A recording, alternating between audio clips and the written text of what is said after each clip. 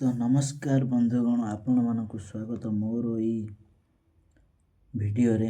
ତ ଆମେ ପୂର୍ବ ଭିଡ଼ିଓରେ ଜାଣିଥିଲେ ଯେ ମୁଖ ଦର୍ପଣ, କିନ୍ତୁ ଏହି ଭିଡ଼ିଓରେ ଆମେ ଜାଣିବା ମୁଣ୍ଡ ଦେଖନ୍ତୁ ଆଉ ଲୋକ ଚିହ୍ନନ୍ତୁ, ଅର୍ଥାତ୍ ମୁଣ୍ଡ ଦେଖିକି ଆପଣମାନେ ଲୋକ ଚିହ୍ନିବେ।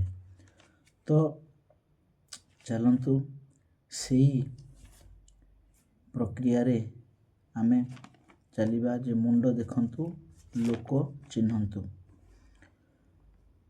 ତ ଆଉ ଡେରି ନ କରି ଭଗବାନଙ୍କ ନାଁ ନେଇ ଆରମ୍ଭ କରିବା। ତ ମୁଣ୍ଡ ଦେଖନ୍ତୁ ଲୋକ ଚିହ୍ନନ୍ତୁ। ଯେଉଁ ନାରୀଙ୍କର ମୋଟା ମୁଣ୍ଡ ସେମାନେ ସୁହାଗୀ ହୁଅନ୍ତି। ଯେଉଁ ନାରୀମାନଙ୍କର ମୋଟା ମୁଣ୍ଡ ସେମାନେ ସୁହାଗୀ ହୁଅନ୍ତି। ଯେଉଁ ପୁରୁଷଙ୍କର ମୋଟା ମୁଣ୍ଡ ସେମାନେ ପର ସ୍ତ୍ରୀ ଆସକ୍ତ ହୁଅନ୍ତି। ବୁଝିପାରୁଥିବେ, ମୁଁ ଦୁବାରା ଦୋହରାଇବିନି। ସେମାନଙ୍କୁ କହିବ ଦୁର୍ଭାଗା ବା ଦୁର୍ଭାଗ୍ୟଣୀ। ମୂଳରୁ ମୁଁ ଆପଣମାନଙ୍କୁ କହିଦେଉଛି, ଯେଉଁ ନାରୀଙ୍କର ମୁଣ୍ଡ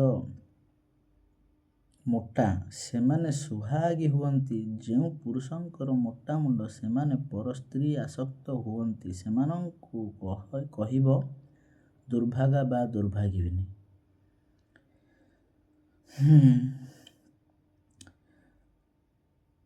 ଆଗକୁ ଯିବା। ଯେଉଁ ସ୍ତ୍ରୀଙ୍କର ମୁଣ୍ଡରେ ରୁମ ଏବଂ ଶିରାଯୁକ୍ତ ସେପରି ସ୍ତ୍ରୀ ଚିରଦିନ ବାଧ୍ୟଯୁକ୍ତା ହୋଇଥାଏ। ଆଗକୁ ଯିବା। ଯେଉଁ ପୁରୁଷଙ୍କର ମୁଣ୍ଡ ଦୀର୍ଘକାୟ ସେପରି ସ୍ତ୍ରୀ ବନ୍ଧ୍ୟା ହୋଇଥାନ୍ତି। ଆଉ ଆଗକୁ ଯିବା।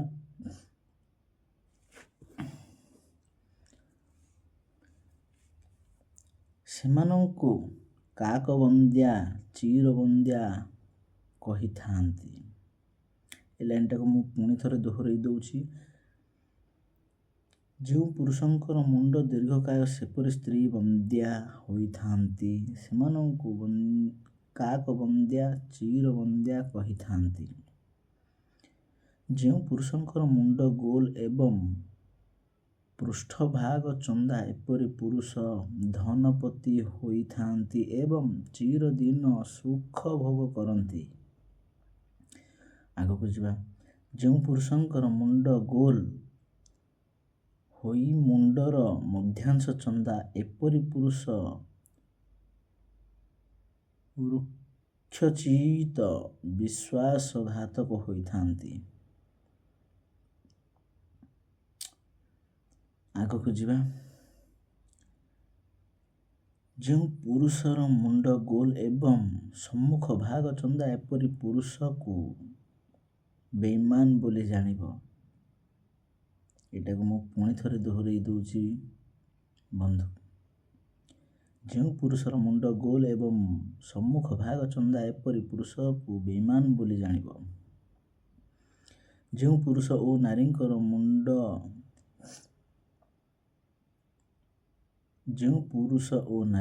ଗୋଲ ମୁଣ୍ଡ ସମ୍ପୂର୍ଣ୍ଣ କେଶଯୁକ୍ତ ଏପରି ପୁରୁଷ ଓ ନାରୀମାନେ ସମ୍ବାଦଦାତା ଲେଖକ ଚିତ୍ରକର ହୋଇଥାନ୍ତି। ଯେଉଁ ପୁରୁଷଙ୍କର ମୁଣ୍ଡ ସରୁ ସମ୍ପୂର୍ଣ୍ଣ କେଶଯୁକ୍ତ ଏପରି ପୁରୁଷ ଲେଖକ ସମ୍ପାଦକ ସାମ୍ବାଦିକ କଳାକାର ହୋଇଥାନ୍ତି।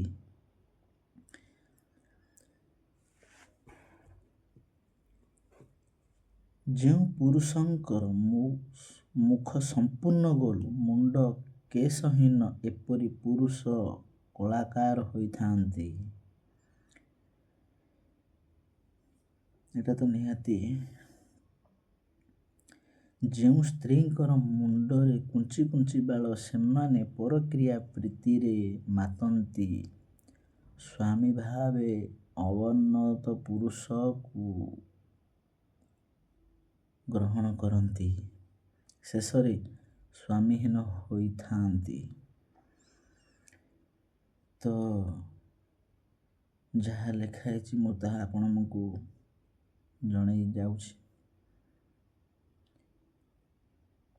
ସ୍ତ୍ରୀମାନଙ୍କର ମୁଣ୍ଡ ଲମ୍ବା ଓ କୁଞ୍ଚି କୁଞ୍ଚି କେଶଯୁକ୍ତା। ଏପରି ସ୍ତ୍ରୀ ସନ୍ତାନ ଜନ୍ମ କରିବା କ୍ଷମତାରୁ ଦୂରେଇ ଯାଆନ୍ତି। ଗୋଟିଏ ମଣିଷର ସବୁ କିଛି ଲେଖା ହେଇଛି ଏଥିରେ।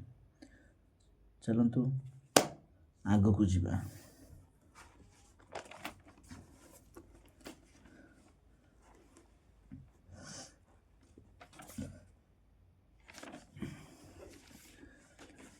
ଯେଉଁ ସ୍ତ୍ରୀମାନଙ୍କର କପାଳ ଉଚ୍ଚ, ଗୋଲ ମୁଣ୍ଡ ଓ ମୁଣ୍ଡ ଛୋଟ, ସେପରି ସ୍ତ୍ରୀମାନେ ସନ୍ତାନ ଜନ୍ମ କରିବା ଆଗରୁ ମୃତ୍ୟୁ ଲଭନ୍ତି। ଯେଉଁ ସ୍ତ୍ରୀମାନଙ୍କର କପାଳ ଉଚ୍ଚ, ଗୋଲ କପାଳ, କୁଞ୍ଚି କୁଞ୍ଚି କେଶ, ସେପରି ସ୍ତ୍ରୀମାନେ ବାଳୁତ ବିଧବା ହୁଅନ୍ତି। ଯେଉଁ ସ୍ତ୍ରୀଙ୍କର ବଡ଼ ମୁଣ୍ଡ, ସେମାନେ କଳହ ପ୍ରିୟ। ମଜାଦାର।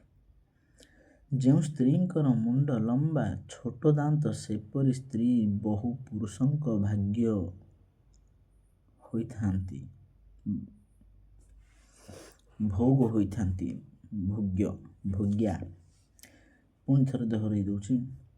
ଯେଉଁ ସ୍ତ୍ରୀଙ୍କର ମୁଣ୍ଡ ଲମ୍ବା, ଛୋଟ ଦାନ୍ତ, ସେପରି ସ୍ତ୍ରୀ ବହୁ ପୁରୁଷଙ୍କ ଭୋଗ୍ୟା ହୋଇଥାନ୍ତି। ଯେଉଁ ସ୍ତ୍ରୀଙ୍କର ଉଚ୍ଚ କପାଳ, ପିଚା ପଛକୁ ଉଠିଥାଏ, ସେ ପରପୁରୁଷ ରମଣରେ ସନ୍ତୋଷ ପାଆନ୍ତି। ସ୍ୱାମୀ ତାଙ୍କର ସାକ୍ଷୀ ସ୍ୱରୂପ।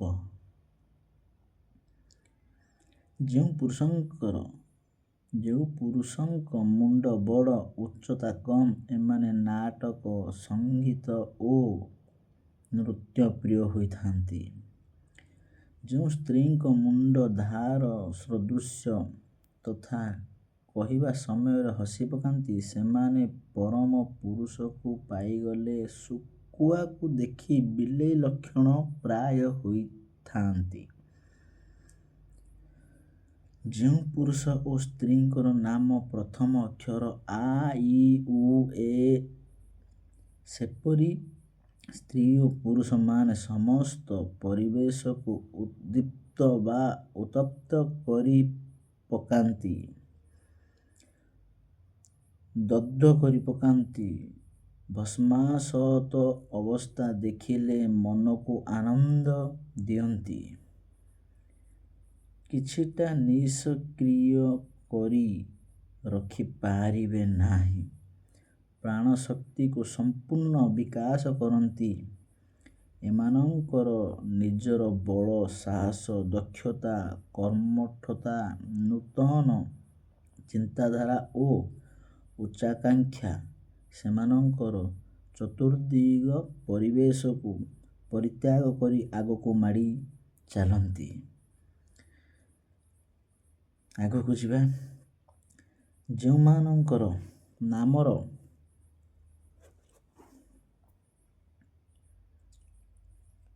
ଯେଉଁମାନଙ୍କର ନାମାକ୍ଷରର ସମ୍ମୁଖ ଅକ୍ଷର ଓ ବା, ବି, ବୁ, ବେ, ବୋ, ବୃ ବା କି, ଏପରି ସ୍ତ୍ରୀ ପୁରୁଷମାନେ ନିଜକୁ ସମ୍ପୂର୍ଣ୍ଣ ରକ୍ଷଣଶୀଳ। ଗଠନ କ୍ଷମତା ସେମାନଙ୍କର ଅଧିକ। ପୁରାତନକୁ ପରିତ୍ୟାଗ କରନ୍ତି। ନୂତନର ଆବିଷ୍କାର କରନ୍ତି ନାହିଁ। ସମସ୍ତ ଚାପ, ଯୁକ୍ତତର୍କ ଆଉ ପ୍ରଚୋଚନାରେ ଏମାନେ ଭୁଲନ୍ତି ନାହିଁ। ଏମାନଙ୍କର ସହନଶୀଳତା ଶକ୍ତି ଅତି ପ୍ରବଳ। ସମସ୍ତ ଘାତ ପ୍ରତିଘାତକୁ ହଜମ କରି ଦିଅନ୍ତି। ସମସ୍ତ କର୍ମ ତାଙ୍କର ଆତ୍ମକେନ୍ଦ୍ରୀୟ। ସାମାନ୍ୟ ସ୍ୱାର୍ଥରେ ସେମାନେ ଭୁଲନ୍ତି ନାହିଁ। ଆଗକୁ ଯିବା। ବହୁତ ଅଛି। ଧୈର୍ଯ୍ୟ, ସହିଷ୍ଣୁତା, ପ୍ରତିଶୋଧ ଶକ୍ତି ସେମାନଙ୍କର ସର୍ବାଧିକ। ଏମାନେ ଭୋଗ ବିଳାସ ପ୍ରିୟ, ଆଳସ୍ୟ ପ୍ରିୟ, କର୍ମହୀନ, ବୁଦ୍ଧିହୀନ ଓ ନିର୍ଲଜ୍ଜତା ପଣରେ ଅନ୍ୟକୁ ଆପଣାର କରନ୍ତି। ଦେଖିପାରୁଥିବେ। ଚାଲନ୍ତୁ ଆଗକୁ ଯିବା। ଯେଉଁମାନଙ୍କର ନାମର ସମ୍ମୁଖ ଅକ୍ଷର କୁ, ଘ, ଡ଼, ଛ, କେ, କୋ, ହା, ହି, ହୁ, ହେ, ହୋ, ଡା ଏପରି ସ୍ତ୍ରୀ ପୁରୁଷମାନଙ୍କର ମଧ୍ୟରେ ପିତୃ ଓ ମାତୃଶକ୍ତି ଉଭୟ ଯୋଗଯୁକ୍ତ ହୋଇ ରହିଥାନ୍ତି। ଏମାନଙ୍କ ମଧ୍ୟରେ ପୁରୁଷଠାରେ ପୁରୁଷର ବଳ ପ୍ରବଳ ଓ ସ୍ତ୍ରୀଙ୍କଠାରେ ସ୍ତ୍ରୀଙ୍କର ବଳ ପ୍ରବଳ ହୋଇଥାଏ। ଏମାନଙ୍କ ଗୋଟିଏ ପକ୍ଷରେ ବିଷୟାଦିପୂର୍ଣ୍ଣ କର୍ମମୟ ସ୍ଥୂଳ ସଂସାର, ଅପର ଦିଗରେ ନିର୍ମଳ। ତ ଯିଏ ବୁଝି ନ ପାରୁଥିବେ ପୁଣି ରିଭର୍ସ କରି ପୁଣି ଶୁଣିବେ ଆଉ ବୁଝିବେ। ତ ଚାଲନ୍ତୁ ଆଗକୁ ଯିବା।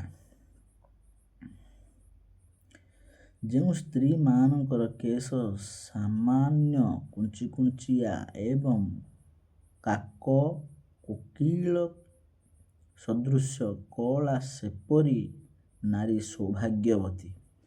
ତ ଦେଖିଲେ ସୌଭାଗ୍ୟବତୀର ଲକ୍ଷଣ ବି ଅଛି। ତ ଆଗକୁ ଯିବା। ଯେଉଁ ପୁରୁଷମାନଙ୍କର ଶରୀର ବଡ଼ ବଡ଼ ଲୋମରେ ଆବୃତ, ମୁଣ୍ଡର ସମ୍ମୁଖ ଓ ମଧ୍ୟ ଅଂଶ ଚନ୍ଦା, ବଡ଼ ବଡ଼ ଆଖି, ସେପରି ପୁରୁଷ ନିଜର ସ୍ତ୍ରୀକୁ ନିଜର ଆୟତ୍ତରେ ରଖିପାରେ ନାହିଁ। ନିଜର ସମ୍ମୁଖରେ ସ୍ତ୍ରୀ ଦୋଚାରୀ ହୁଏ ତାହା ଜାଣିପାରେ ନାହିଁ, କିନ୍ତୁ ଦାଣ୍ଡକୁ ଦେଖାଏ ସେ ଗର୍ବୀ, ଅହଙ୍କାରୀ, ମୁଁ ବିରାଟ, ମୁଁ ପାରଗ ପୁରୁଷ। ଏହା ତ ଆଜି ପାଇଁ ବନ୍ଧୁ ଏତିକି। ଆମେ ମିଶିବା ପୁଣି ନେକ୍ସଟ ଭିଡ଼ିଓରେ। ଆଉ ନେକ୍ସଟ ଭିଡ଼ିଓର ଯେଉଁ ଆମର ବାର୍ତ୍ତା ରହିବ, ନାମର ପ୍ରଥମ ଅକ୍ଷର ସେଇ ବାର୍ତ୍ତା ରହିବ। ନାମର ପ୍ରଥମ ଅକ୍ଷର ବିଷୟରେ ଆମେ ଜାଣିବା ନେକ୍ସଟ ଭିଡ଼ିଓରେ। ତ ସେଇ ପର୍ଯ୍ୟନ୍ତ ରହୁଛି। ନମସ୍କାର।